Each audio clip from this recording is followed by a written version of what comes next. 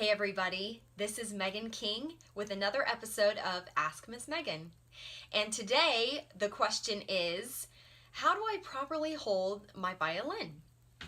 So I first get my violin, I make sure I'm putting it on the left shoulder, so opposite of how I'm showing you in this video.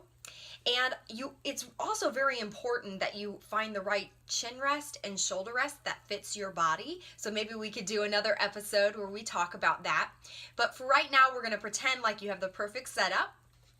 And the first thing I do to gauge to make sure that I have it in the right place is I put it on my shoulder and I put it in such a way that it is pointing perpendicular to the way my body's pointing. So you think about it, my body's pointing this way and my violin's pointing perpendicular to that.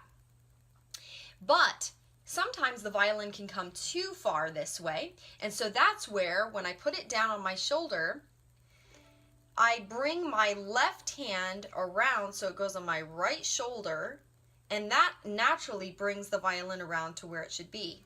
Now, if I'm standing, that will actually be right over my left foot, or my left toes even. My scroll goes right over my left toes. So when I'm standing, it goes right over the left toes. And then the second thing that I do is I make sure my violin is actually not tabletop, but slanting or tilting just a little bit. We don't want it to go too far, we don't want to tip over, but we just want to have a little bit of a slant, because just like our shoulder is a little slanted, so is the violin.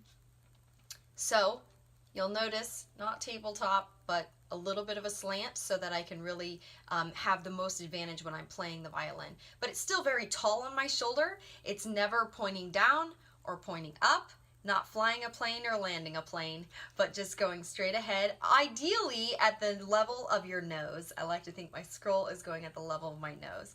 So those couple of tips, I'll just go over them quickly again.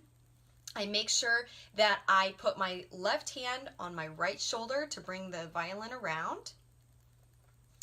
I make sure my violin isn't tabletop but slanted just a little bit to go with my shoulder.